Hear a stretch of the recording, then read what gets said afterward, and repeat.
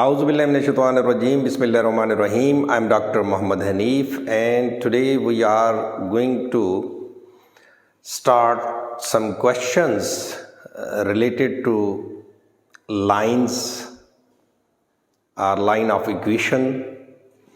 So प्यारे बेटे, हम कैलकुलस 3 की लेक्चर्स हमने स्टार्ट किए हुए हैं, तो आज हम कुछ क्वेश्चन पढ़ेंगे। वो कह रहा है दो पॉइंट्स के दरमियान डिस्टेंस किस तरह मालूम करते हैं। एक पॉइंट है अपने पास, उसके कोऑर्डिनेट ये दिए हुए हैं, दूसरा पॉइंट है उसके कोऑर्डिनेट ये दिए हुए हैं। तो आपको बखूबी इल्म है डिस्टेंस फार्मूले का।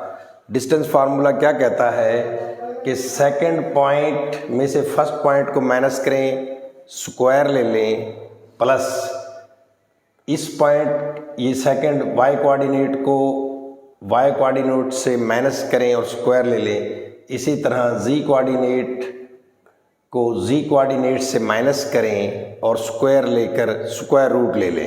तो ये डिस्टेंस फार्मूला है। डिस्टेंस फार्मूला क्या होता है? x2 minus x1 whole square plus y2 minus y1 whole square plus z2 minus z1 whole square और स्क्वायर रूट ले लेंगे उसका। डिस्टेंस पॉजिटिव होता है इसलिए मॉड लगा दिया है मैंने। ए बी का डिस्टेंस हम मालूम कर रहे हैं, हमें दो पॉइंट्स दिए गए हैं। सो 5 माइनस इंटू माइनस 3 क्या हो जाएगा बेटे? 5 प्लस 3 का स्क्वायर। इसी तरह बेटे -1 होल का स्क्वायर। इसी तरह बेटे 6 माइनस 4 का स्क्वायर। ये 64 प्लस 4 आ जाएगा। स्क्वायर रूट लेंगे तो 72 स्क्वायर रूट। सो ये हमें मालूम हो गया कि अगर सिर्फ दो पॉइंट्स दिए गए हों और कोई डिस्टेंस पूछे तो हम इस तरह फाइंड करते हैं। अब वो कह रहा है कि find coordinates of the mid point of A line of the segment joining the points this. मतलब कहने का है उसने बेटे ये सेगमेंट है हमारे पास लाइन, इधर एक पॉइंट लेट्स सपोज दिया हुआ हमारे पास पॉइंट ए, इधर पॉइंट बी और इसके कोऑर्डिनेट दिए हुए उसने ये और ये। हमें इसके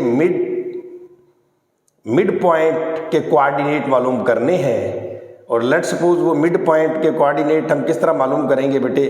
हम क्या करेंगे कि इसके फर्स्ट कोऑर्डिनेट को इसमें जमा करेंगे और 2 पे डिवाइड कर देंगे। इसी तरह इसका वाई कोऑर्डिनेट प्लस इसका वाई कोऑर्डिनेट और 2 पे डिवाइड कर देंगे।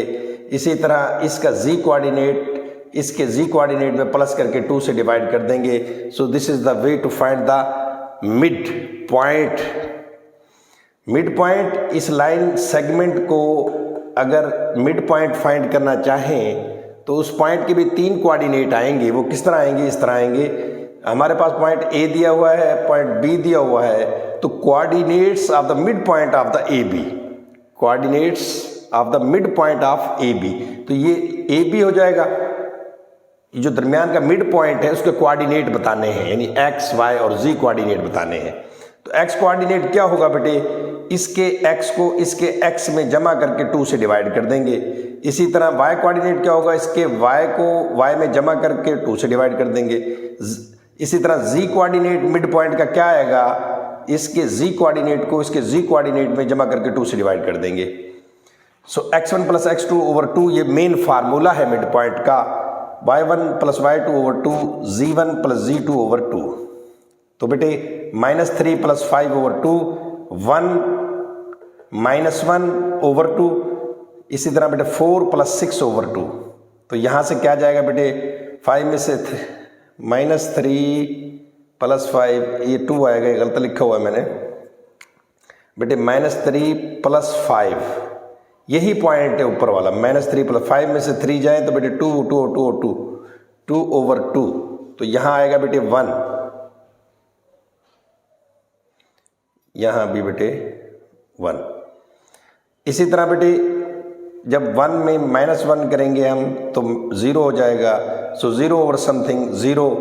इसी तरह बेटे 4 प्लस 6 ओवर 2, 10 ओवर 2, 5 आ जाएगा। 105 is the coordinates of mid point of A B.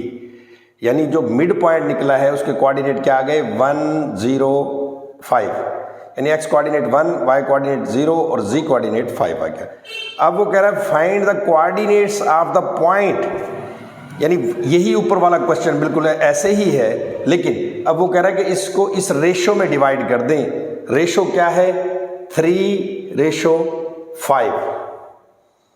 अब ये मिड पॉइंट हमें मालूम करना है, लेकिन उसकी डिवीजन भी बता दी है उसने कि वो डिवाइड करता है इस रेशो में 3:5। मीन्स अगर हम इसको कहें M1 और M2 तो ये कुछ इस तरह होगा।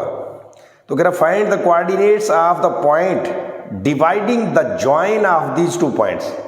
यानी ये 2 पॉइंट्स दिए हैं, इनके मिड पॉइंट का कोऑर्डिनेट मालूम करने हैं हमें और इसे इस रेशो में डिवाइड किया। जब रेशो के लिए इसके लिए फार्मूला मैंने प्रूफ किया हुआ है आपको।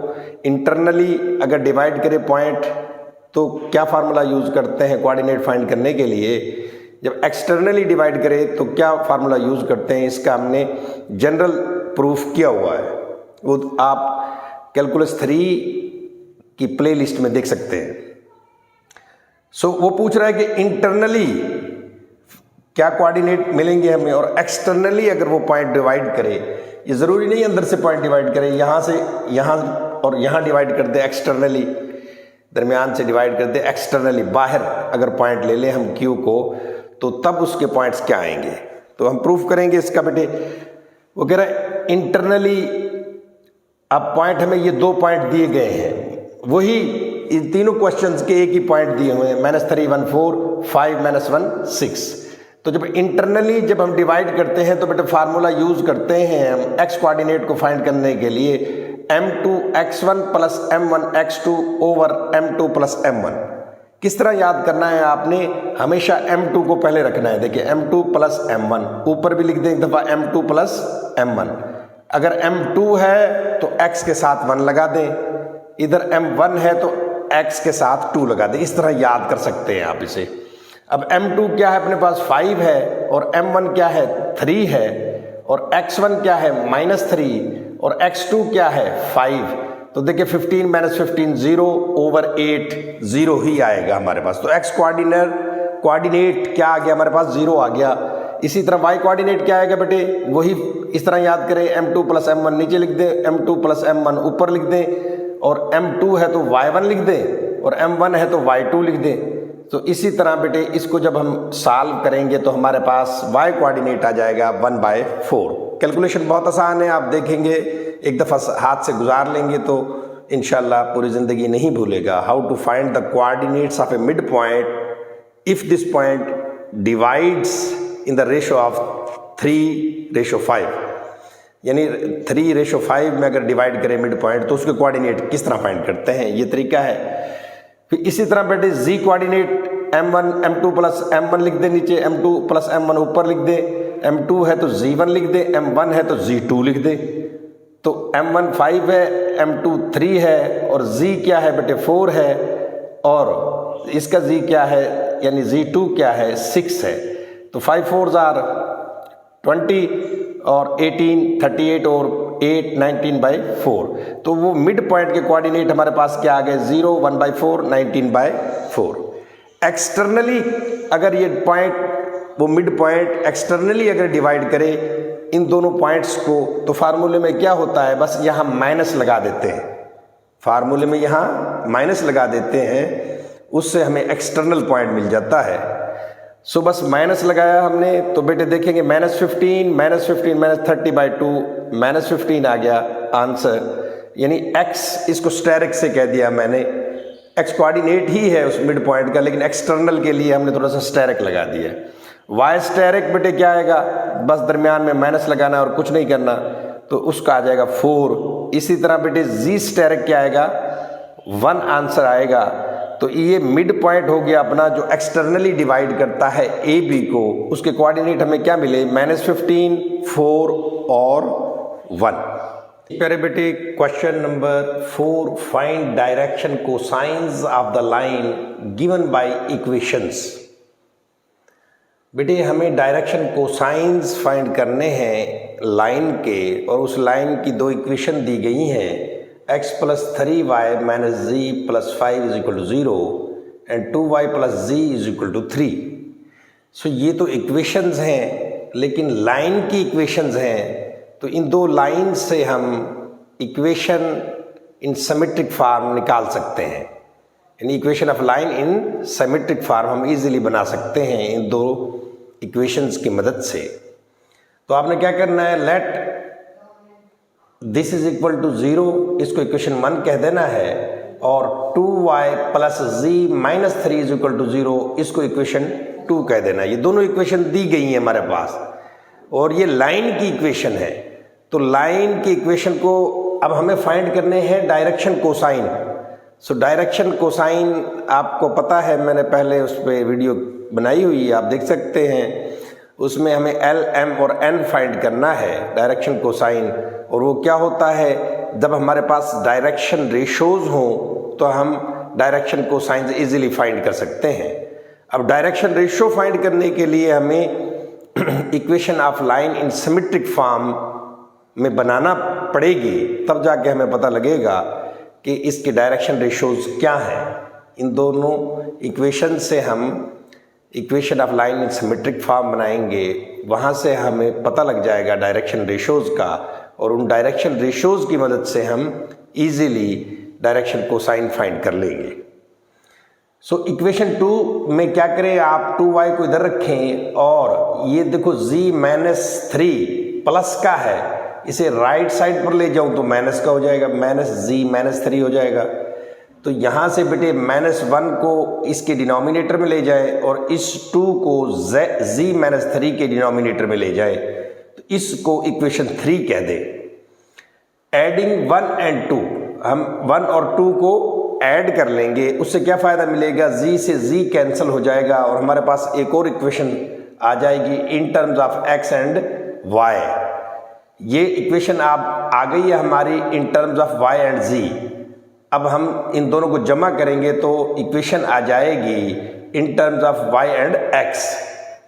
सो जब इस इक्वेशन को इसमें ऐड करेंगे तो बस x है तो x लिख दिया बेटे, 3y प्लस 2y 5y हो गया, माइनस z प्लस z दोनों कट जाएंगे, प्लस का 5 है माइनस का 3 है तो प्लस 2 आ जाएगा विच इज इक्वल टू 0।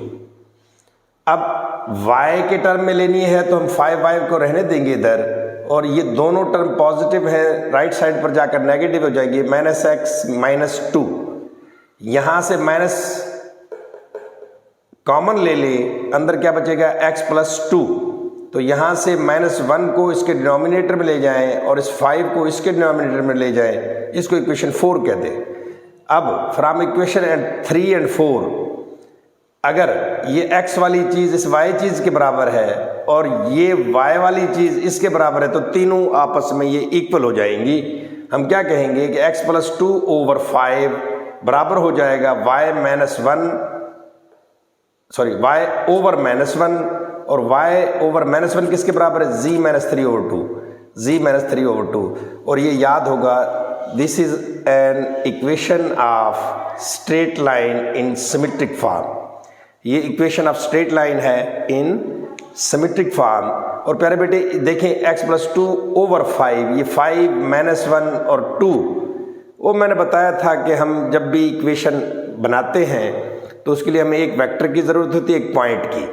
तो बेसिकली ये जो नीचे पॉइंट लिखे हैं ये वेक्टर्स के 3 कोऑर्डिनेट हैं, किसी भी वेक्टर के 3 कोऑर्डिनेट हैं, और ये 2 और 0 और ये बेटे -3, सॉरी ये माइनस आएगा -2, 0 और बेटे -3, ये अपना 3, ये 3 पॉइंट्स होंगे।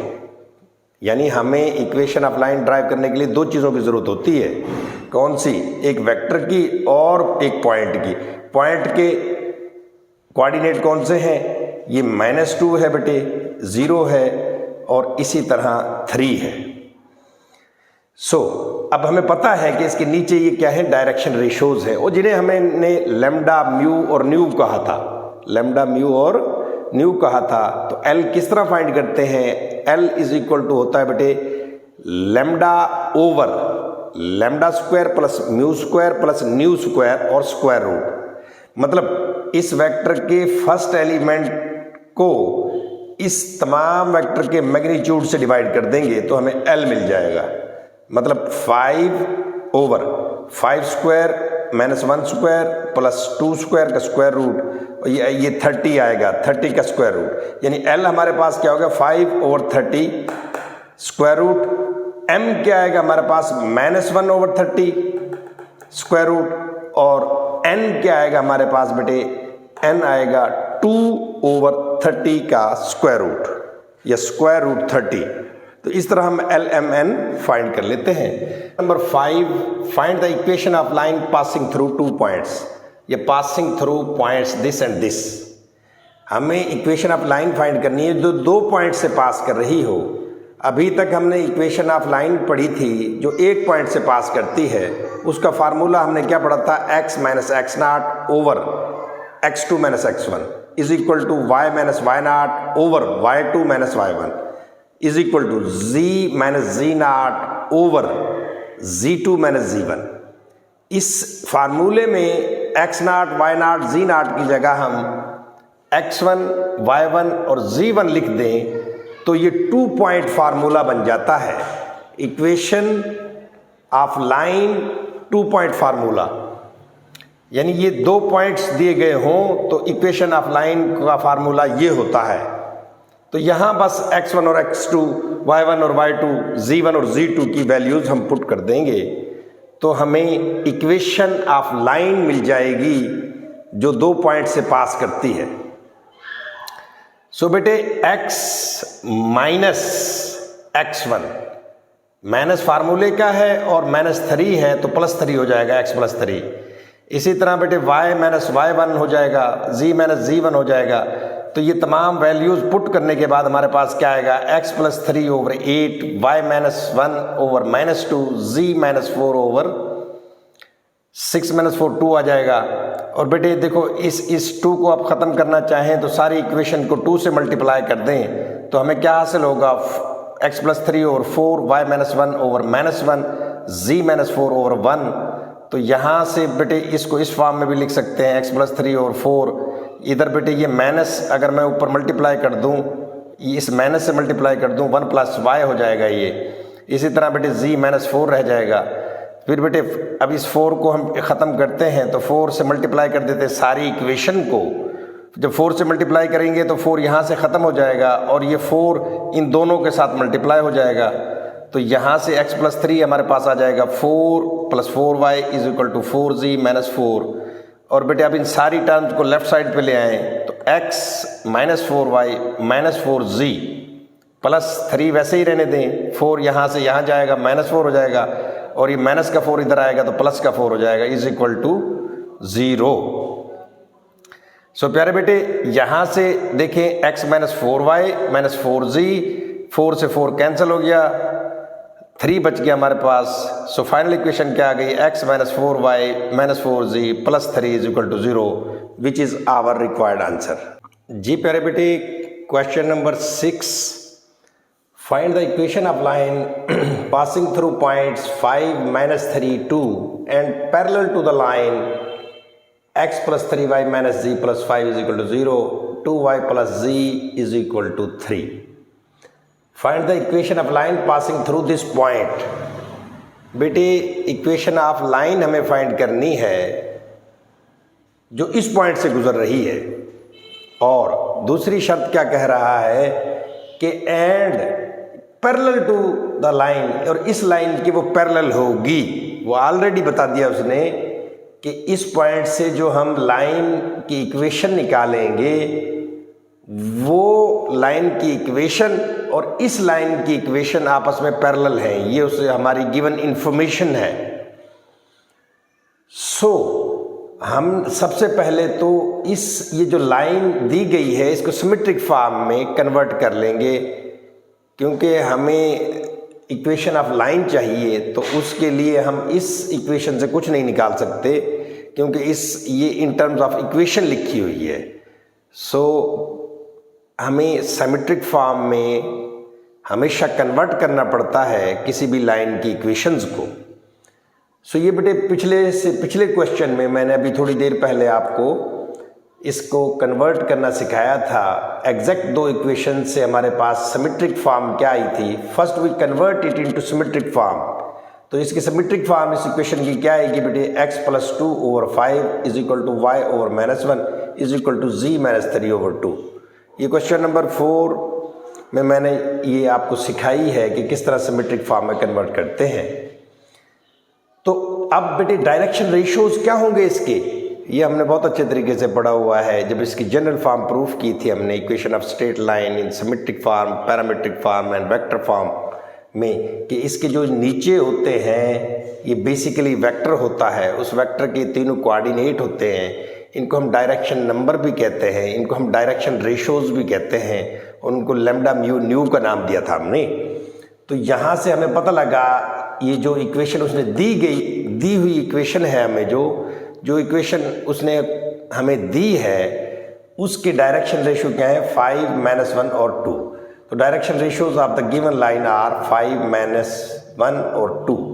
अब हमें तो चाहिए इक्वेशन ऑफ लाइन जो इस पॉइंट से गुजर रही हो, तो इस पॉइंट से जो इक्वेशन गुजरेगी हम उसे क्या लिखेंगे x - 5, यानी उस फर्स्ट ऑफ ऑल आपको पता होना चाहिए कि इक्वेशन ऑफ लाइन को किस तरह लिखते हैं। x - x0 over lambda is equal to y - y0 over mu is equal to z - z0 over nu, और where lambda mu and nu are direction ratios या डायरेक्शन नंबर्स भी कहते हैं इन्हें हमें।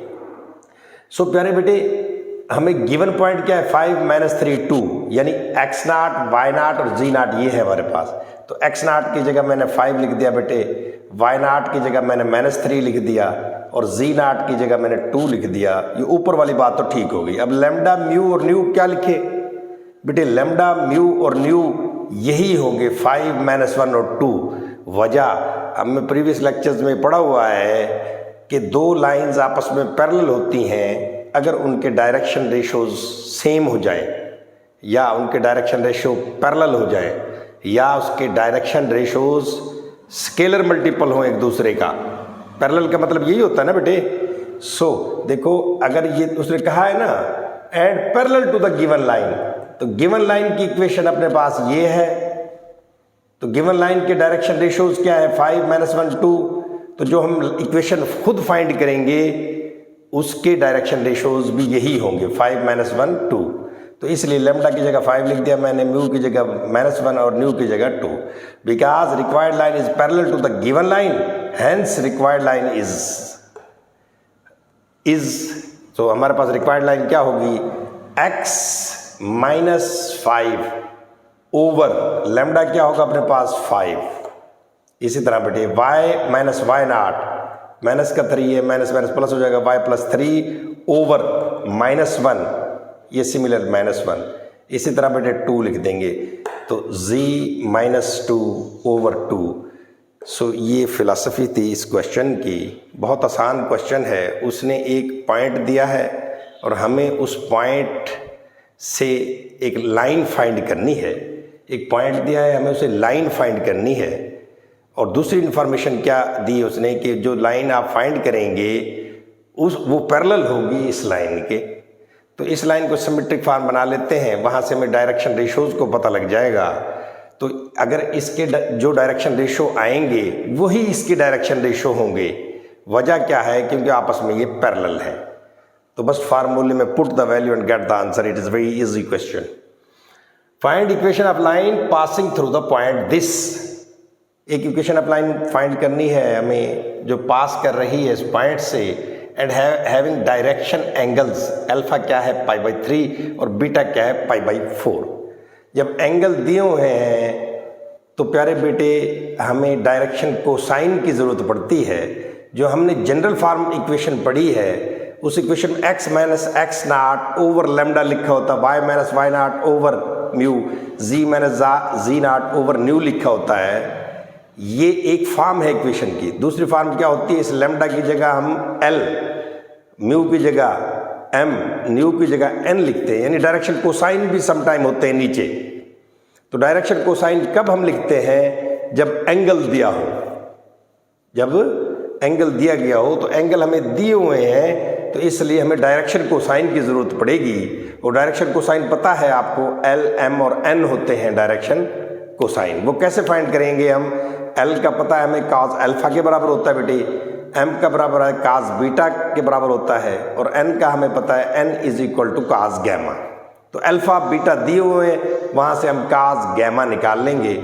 ये मैंने प्रूफ करवाया हुआ है प्रीवियस लेक्चर में कि cos स्क्वायर अल्फा जमा cos स्क्वायर बीटा जमा cos square gamma is equal to 1, या इसे कहते हैं L square plus M square plus N square is equal to 1। तो उस इंफॉर्मेशन से हम गैमा फाइंड कर लेंगे। जब हमें गैमा फाइंड हो गया तो एल एम एन पता लग जाएगा, हमें एल एम एन पता लग गया तो हम इक्वेशन इजीली लिख लेंगे क्योंकि पॉइंट दिया गया है हमें। So first we shall find direction cosines of the required line. Required line के हम क्या फाइंड करेंगे बेटे, direction cosines. We know that L is equal to cos alpha, alpha की जगह पाई बाई 3 पुट करेंगे, cos पाई बाई 3 1/2 के बराबर होता है, तो एल आ गया अपने पास 1/2। एम क्या आ जाएगा बेटा, बीटा की जगह पाई बाई 4 लिखेंगे, cos pi by 4 is equal to 1/√2। अब cos अल्फा भी निकल आया, cos बीटा भी निकल आया, या एल और एम निकल आए, हमें एन चाहिए क्योंकि cos गैमा नहीं है अपने पास, तो हम उसको क्या करेंगे, L square plus M square plus N square is equal to 1। ये एक हमारे पास एक रिलेशन है, तो उसमें बस put the value get the answer. L की जगह हम 1/2 होल का स्क्वायर, वाई की जगह 1 और 2 square root square, N square नहीं है हमारे पास तो एन स्क्वायर को ऐसे ही रहने देंगे विच इज इक्वल टू 1। तो एन स्क्वायर यहीं रहने दें, इन दोनों वैल्यूज़ को परली साइड पे ले जाएं, तो यहाँ से एन स्क्वायर आ जाएगा अपने पास 1/4। बेटे एलसीएम लेंगे प्लस माइनस करेंगे तो 1/4 आ जाएगा एन स्क्वायर। दोनों तरफ स्क्वायर रूट ले लें तो एन अपने पास आएगा प्लस माइनस 1/2, प्लस माइनस 1/2। सो यहाँ से अब एल हमारे पास आ गया 1/2, एम आ गया बेटे 1/√2 और एन आ गया अपने पास प्लस माइनस 1/2। और गौर से देखिए, find the equation of 2 lines, यानी 2 लाइंस मिलेंगी हमें पासिंग थ्रू दिस पॉइंट, एक पॉइंट से जो पास कर रही हो इस पॉइंट से। सो हम कहेंगे x माइनस x नॉट क्या होगा 5, y minus y not y plus 3 हो जाएगा, z माइनस z नॉट क्या है 2, तो z माइनस 2 हो जाएगा, और इसके नीचे l m और n की वैल्यूज पुट कर दी, तो एक दफ़ा प्लस में 1/2 को लिख दिया, दूसरी इक्वेशन में माइनस 1/2 लिख दिया। एक्चुअली ये लैम्डा की वैल्यू, ये म्यू की सॉरी ये l, ये m और ये n, क्योंकि n की वैल्यूज 2 आई हैं अपने पास, तो एक प्लस की वैल्यू से इक्वेशन बन जाएगी, एक माइनस की वैल्यू से इक्वेशन बन जाएगी। आई होप ये लेक्चर्स आपको समझ आ रहे होंगे। अगर समझ आ रहे हैं तो काइंडली लाइक कर दें, सब्सक्राइब कर दें और बेल आइकन को हिट कर दें, और ज़्यादा से ज़्यादा शेयर कर दिया करें दोस्तों से। ये चैनल बहुत काम आएगा, स्पेशली एफएससी की फ़िज़िक्स के भी मैंने लेक्चर्स अपलोड किए हुए हैं, प्लेलिस्ट चेक कर सकते हैं बच्चे जाके वहाँ से, और कैलकुलस 3 की प्लेलिस्ट और लीनियर अलजेब्रा की प्लेलिस्ट, तो ये देखें, कमेंट किया करें, और खुश रहें, शाद रहें, आबाद रहें, मुस्कुराते रहें। अल्लाह हाफिज़।